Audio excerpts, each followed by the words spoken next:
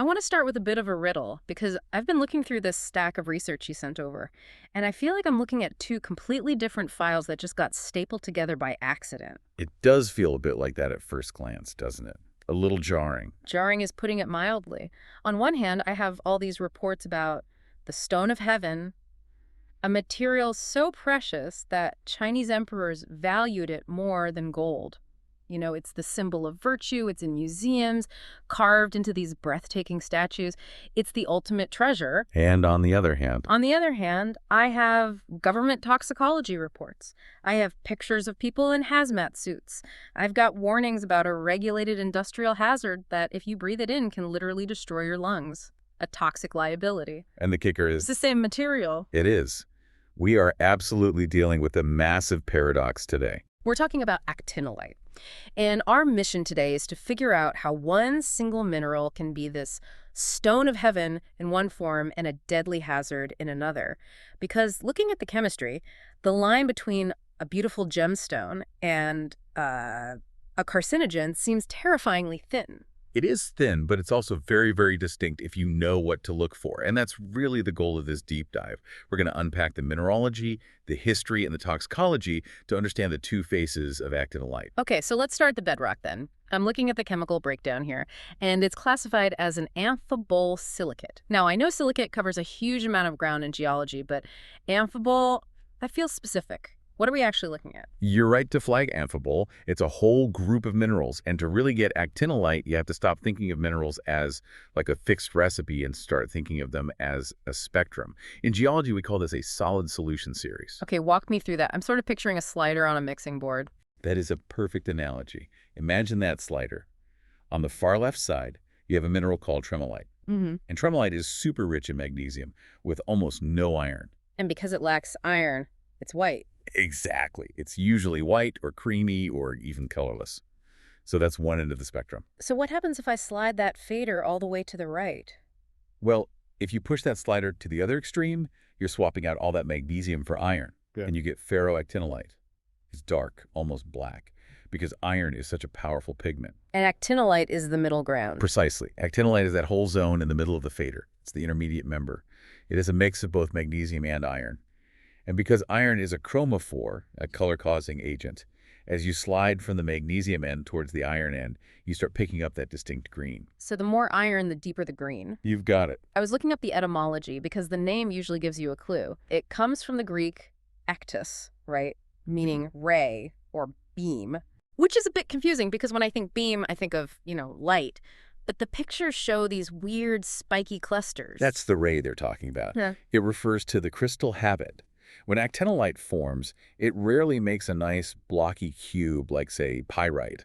It almost always wants to grow in these radiating fibrous clusters, like a starburst or a spray of needles shooting out from a center point. That fibrous nature seems to be the key theme here. There's a variety mentioned in the notes called bisolite, and the description is, well, the sources call it hairy. It is incredibly strange stuff. Yeah. Bisolite is a variety where the crystals are so fine and matted together they look like flax or stiff hair. You didn't even think it was a rock. And there's a note here about witch's finger quartz. Is that related? It is, and collectors go crazy for this stuff.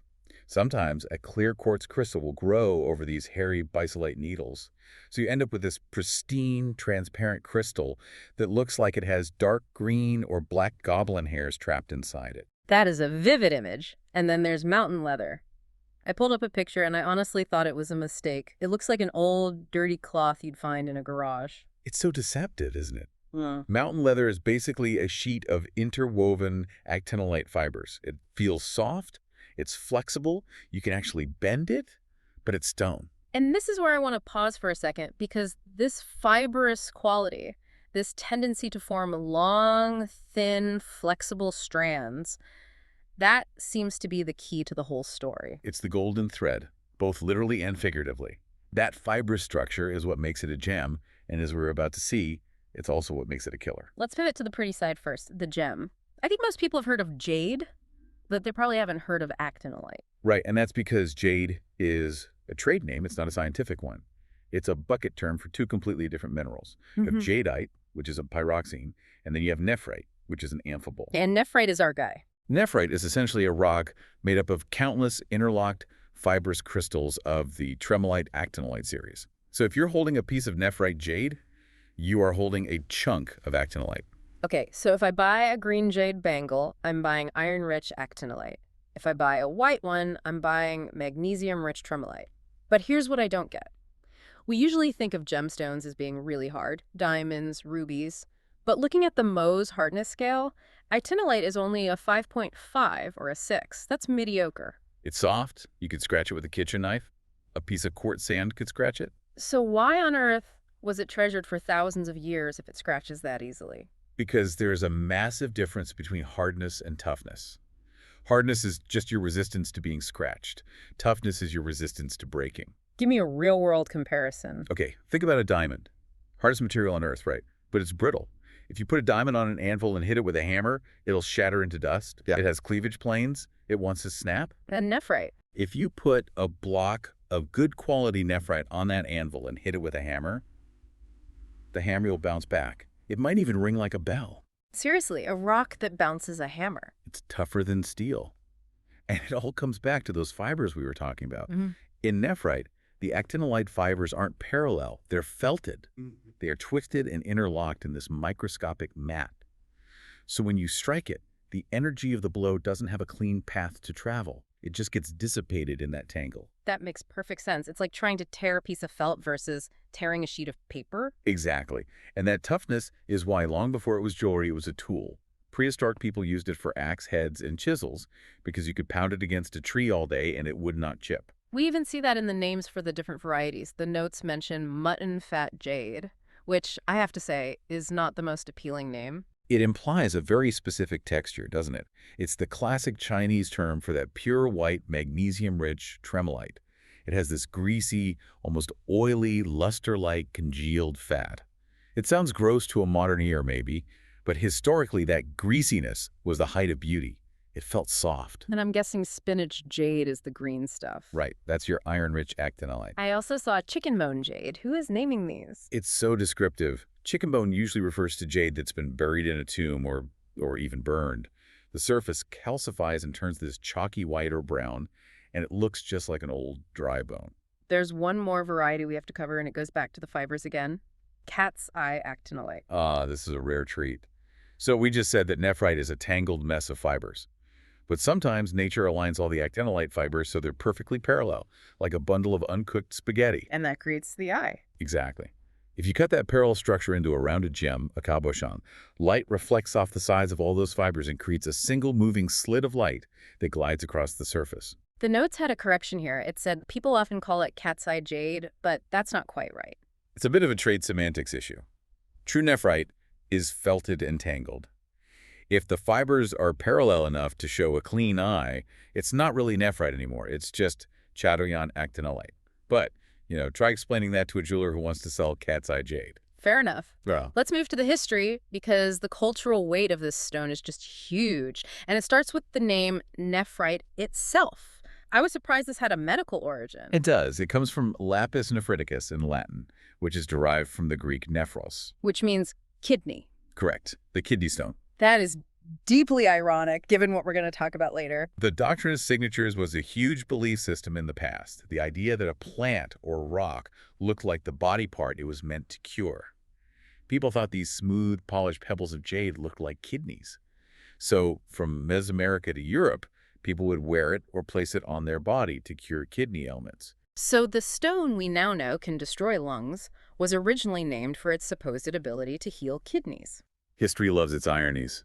But nowhere was this reverence higher than in China. The imperial gem. It's hard for us to overstate this. In the West, we obsessed over gold and diamonds. In ancient China, it was all about jade. It was valued above everything. Confucius famously compared the properties of jade to the virtues of a gentleman. Its gloss was benevolence. Its toughness was integrity. And they were literally pulling this out of rivers, right? The notes mention the White Jade River and the Black Jade River. The Urunkash and the Karakash in Khotan. For centuries, they didn't really mind it from the mountains. They just waited for the rivers to wash the boulders down. You'd have people wading into freezing water, feeling with their bare feet for that specific greasy texture of river-polished actinolite. That tactile connection is amazing. But let's jump south to New Zealand, because the Maori relationship with this stone Pounamu, it feels different. It feels more martial. It is different. In New Zealand, Pounamu or Greenstone is absolutely central to the culture. The South Island is literally named Te Wai Pounamu, the land of greenstone water. And the notes talk about the mere, which is a type of club. This goes right back to that toughness we talked about. Exactly. The mere is this short, flat club, almost shaped like a giant teardrop. Because of that interlocking fiber structure, you could grind the edge to be incredibly thin and sharp enough to slice. But the body of the club was strong enough to crack a skull without shattering the weapon. That is a terrifying combination of physics and warfare. But it wasn't just a weapon. It was a twanga, a treasure. These items were believed to absorb the mana, the prestige of the ancestors who wielded them.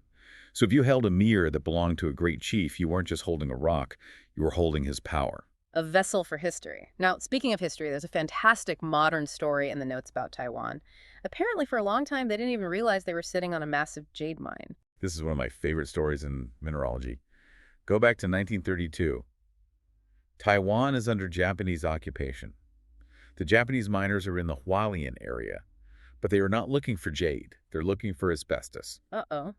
That gives us a hint about what's coming next. Right, so they found asbestos, but they kept running into this tough green rock that was in the way. They thought it was just waste, so they were blasting it out and dumping tons of it down the mountainside. They were throwing away the jade to get to the asbestos. Tons of it. It wasn't until 1956, long after the war, that a geology student named Liao Shui-Cheng was identifying local minerals and realized, wait a minute, this waste is high-quality nephrite. That must have triggered a gold rush. Or, well, a jade rush. It was huge. By the 60s and 70s, Taiwan was producing something like 80% of the world's jade. It flooded the market. If you bought a cheap jade souvenir in a gift shop back then, it was almost certainly Taiwan actinolite. And they have a special type called dragon vein, right? That's the really premium stuff. Yeah. It's this geological oddity where you have layers of the common waxy jade alternating with layers of that cat's eye parallel fiber jade. When you polish it, it looks like rippling water or dragon scales. Yeah. It's beautiful. It sounds it, but we have to turn the page. We've talked about the ray, the imperial gem, the stone of heaven.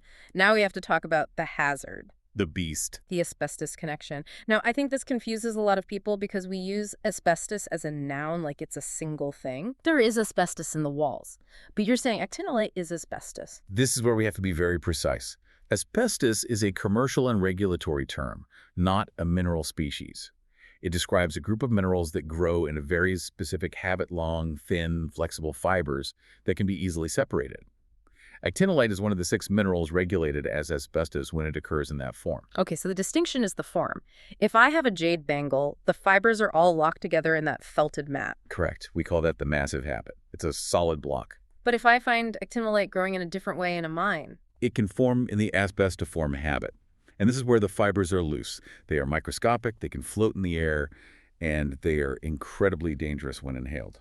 Let's talk about Libby, Montana, because this is where the theory becomes a real human tragedy. It's a terrible tragedy.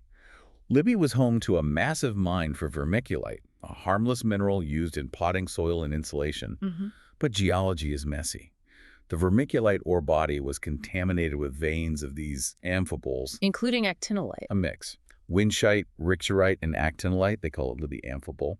And because they were blasting and crushing the vermiculite, they were releasing this fibrous actinolite dust into the air. It covered the town for decades. And the health consequences were just devastating. Mesothelioma, asbestosis, the rates of lung disease there were off the charts.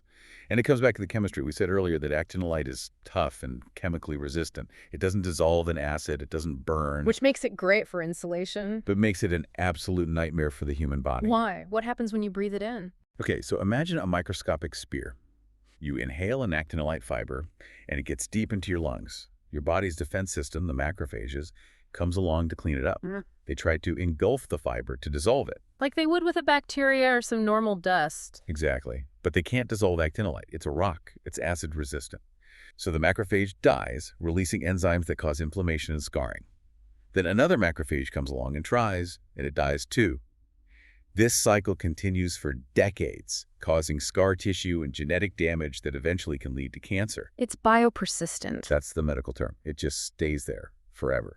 That is a very heavy reality to reconcile with the stone of heaven. I want to be really clear for anyone listening who might be looking at their jewelry box with suspicion right now.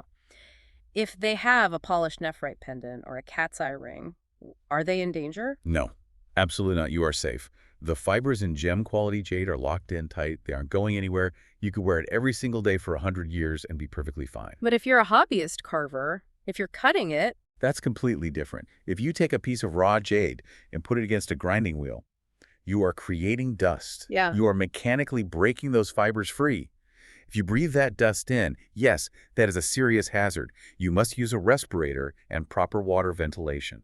it's incredible how context changes everything. In a riverbed in China, it's a treasure. In a wall in Montana, it's a poison. Nature doesn't deal in good or bad. Nature just arranges atoms. It's all the same elements: calcium, magnesium, iron, silica, just arranged slightly differently. So face one, the ray, the tough tool of the Maori, the symbol of virtue. And face two, the microscopic spear that the human body simply cannot break down. And just remember that etymology, hmm lacus nephriticus, the kidney stone. Right, we started there. The stone that was originally named because people believed it could heal their internal organs is the very same mineral that, in its fibrous form, destroys our internal organs. From healing kidneys to scarring lungs, it really demands respect, doesn't it? You can't just treat it as another pretty rock. No. You have to understand what it is.